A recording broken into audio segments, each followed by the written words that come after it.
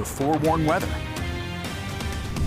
Folks, we love it when you share pictures with us, and boy, do we have some stunners tonight, Seth. Nice ones. Right? I mean, we already saw those 4 pictures Yes. in the other weather, but I got more for you guys. It was a really gorgeous sunset tonight when we have the moisture moving on in. The red can reflect off those clouds, making a really beautiful sunset. Check this out. From the north to the south, Magna, Salt Lake, Cedar City, all looking at these gorgeous sunsets. If you have sunset photos that you want to send, you can go submit them through our website under the weather tab, or you can email them to us directly at weather@abc4.com. This black desert screenshot taken at 8:15 just after sunset, showing a gorgeous, beautiful color gradient as well. We got reds, pinks, blues, everything you could ask for in a sunset. Now, it is hot in that area. The lower Washington County is under an extreme heat warning until 9 p.m. tomorrow. That includes places like Zion National Park, Tokerville, Hurricane, all the way over into Ivins, and of course St. George. We're going to be flirting with 110, temperatures in the 108, 109 range, and very warm overnight. Little recovery with lows in the 80s, and it's still warm down there. 99 degrees in St. George, so again, very little overnight recovery. We got 80s across most of the state, 76 up in Logan. We got 70s for Southwest Wyoming, 93 degrees in Lake Powell as well as Green River. All right, let's take a look at what to expect for the rest of the night along the Wasatch Front. We do hold on to the cloud coverage as we get into midnight, 80 degrees, cooling into the 70s, still mostly cloudy, and then it clears on out just a little bit. We'll have a mix of sun and clouds for tomorrow. We could even see a little bit of activity.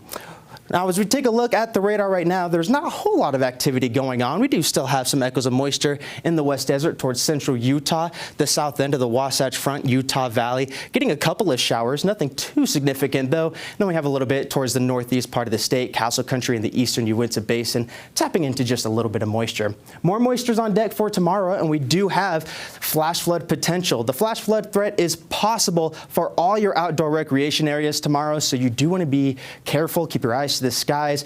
Places like the dry washes, slot canyons, burn scars, not good. It could flood there even if it's not raining over your location. Better idea, just reschedule it.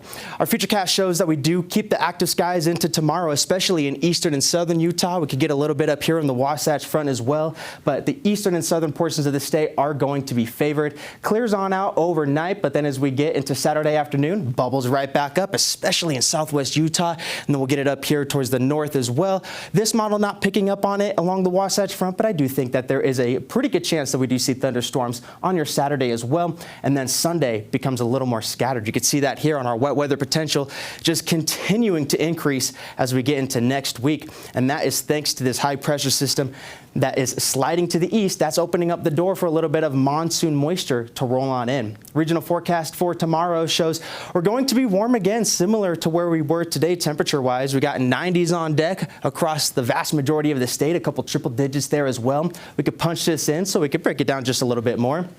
The Wasatch Front will be in the upper 90s, 97 for Salt Lake City, 98 in Spanish Fork and Ogden, upper 80s to low 90s for the Wasatch Back. The higher terrain is going to be favored. They do have a better chance of seeing those thunderstorms, but again, the Wasatch Front definitely has a solid chance of getting it.